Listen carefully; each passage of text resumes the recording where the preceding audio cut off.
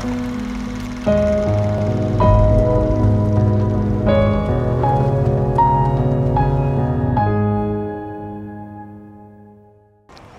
ձեզ սիրելի բարեկամներ, մենք շարունակում ենք մեր զրույցները հոգևոր ընտրության մասին։ Տարբեր երկրներում, այդ թվում նաև Հայաստանում, կան սրբավայրեր, որտեղ կա անմար կրակ, որը խորհրդանշում է մեր հիշողությունը։ Կրակը վառվում է, բայց ոչ մեկին ֆիզիկապես չի այրում։ Բնականաբար իմաստային կապեր են առաջանում տարբեր կրոնների հետ, այդ թվում չայրվող մորենու աստվածաշնչյան պատմության հետ։ Ինչ է դրա մասին ասում Սուրբ Գիրքը։ Չայրվող մորենու կերպարին մենք հանդիպում ենք հին կտակարանում ելք գրքում։ Ընդ որում հետաքրքիր է, որ մեզ համար դա մորենի է, այլ ազգերի համար մամուխ է, իսկ երբեմն ընդհանրապես անուն չի տրվում, պարզապես այրվող թուփ, առանց որևէ տեսակ նշելու։ Ինչու է հենց թուփը։ Իմաստն այն է, կարծում եմ, որ ճշմարտությունը մարդու մոտ գալիս է ոչ թե ինչ-որ շքեղ արմավենիների կամ լիբանանյան մայրիների միջոցով, այլ համեստ եւ բավականին փշոտ թփի օգնությամբ։ Պատմությունը հետեւյալն է. Մովսեսը արածեցնում է իր աներոջ այծերին եւ այդպես հասնում է Քորեբ, այսինքն Սինայ լեռանը։ Այնտեղ նա տեսնում է մորենի, որը հրով վառվում է, բայց չի այրվում։ Երբ Աստված նկատում է, որ Մովսեսը հետաքրքրասիրությունից դրդված մոտենում է թփին, Տերը մորենու միջից ձայն է տալիս, կանգնեցնում է Մովսեսին եւ հրահանգում է կոշիկները հանել, որովհետեւ այնտեղը, որտեղ նա կանգնած է, սրբավայր է։ Այնուհետև տեղի է ունենում Աստծո եւ Մովսեսի երկխոսությունը, որը հիմա ես հակիրճ կհիշեցնեմ։ Մովսեսին Տերը հայտնում է, որ գիտի, թե ինչպես է տառապում իր ժողովուրդը եգիպտական գերության մեջ։ Խոստանում է դուրս բերել հրեաներին Եգիպտոսից։ Դրա համար էլ, ի դեպ, ամբողջ այդ գիրքը կոչվում է ելք։ Աստված նաև խոստանում է, որ այն տարածքներում, որտեղ կգնան հրեաները, մեղր ու կաթ է հոսում, ինչը հավանաբար չի նշանակում, թե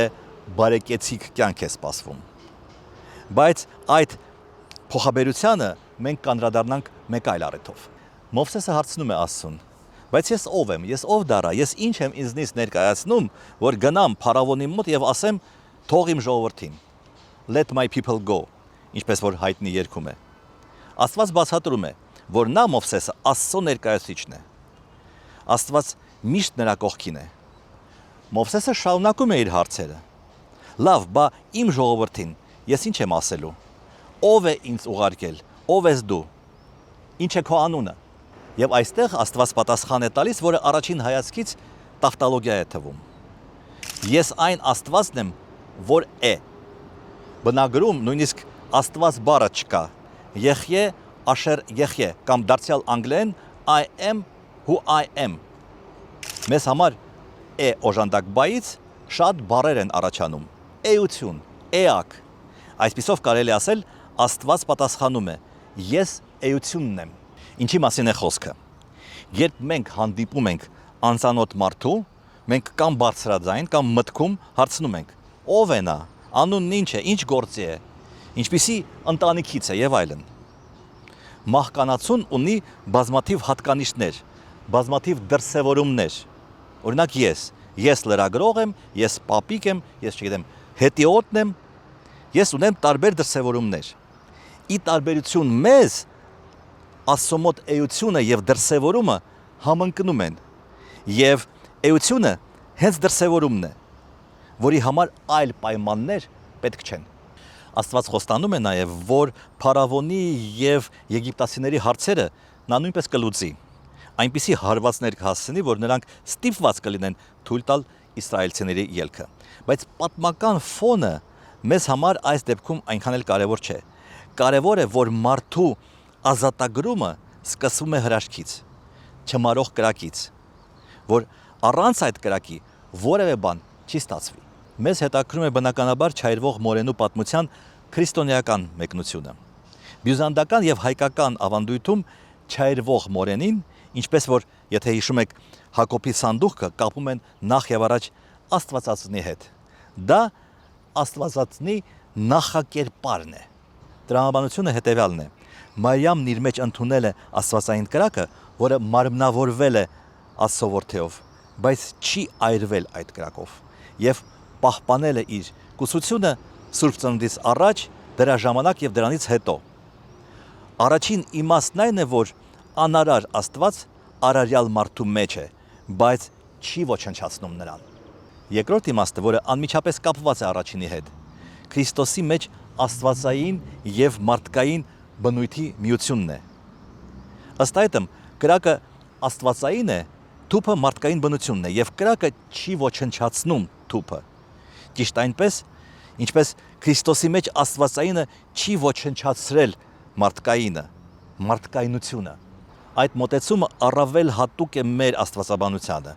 մի բնություն բանին մարմնավորյալ։ Դա առավել հոգեհարազատ է մեր աստվածաբանների մտածելակերպին, մեր պատկերացումներին Աստծո բնույթի մեկ էության, մեկ իրականության մասին։ Վերջապես, հայկական ավանդույթում չայրվող մորենին նաև եկեղեցին է։ Եկեղեցին, Իգլեսիան, ժողովուրդը անցնում է փորձությունների, հետապնդումների, կրակների միջով, բայց քանի որ Աստված մեզ հետ է, եկեղեցին անսասան է։ Դա կարծում եմ շատ արդիական է, թե մեր անցյալի եւ թե մեր ներկայի համար։ 20-րդ դարի ֆրանսիացի գրող Ռոմեն Ռոլանը իր Ժան Քրիստոֆ վեպի մի մասը կոչել է «Չայրվող մորենի», բնականաբար կապ ստեղծելով բիբլիական սյուժեի հետ։ Գրողն այն մեկնաբանում է ոչ թե կրոնական, այլ հոգևոր փիլիսոփայական իմաստով։ Գլխավոր հերոսը արվեստագետ է եւ վեպի այդ մասում նա հայտնություն է ապրում եւ դարձյալ նրա հոգին վառվում է, բայց դա ոչ միայն տառապանք է պատճառում, այլև մաքրում է այդ մարդուն, ճանապարհ է բացում դեպի ստեղծագործական նոր փուլ։ Քրիստոս, որը մեզ տվել է ընտրության հնարավորություն, իսկապես մեր մեջ արթնացնում է ստեղծագործական ուժերը, այդ բառի ամենալայն իմաստով։ Մեր մեջ արթնացնում է կրակը, որը որևէ ձևով, ոչ ֆիզիկապես, ոչ հոգեպես մեզ չի այրում։ Մեզ կարող է այրել մեր չարության, մեր նախանձի, մեր մեղքերի կրակը։ Թե որ կրակն ենք մենք ընտրում, դա արդեն մենք ենք որոշում։ Ընտրությունը մերն է։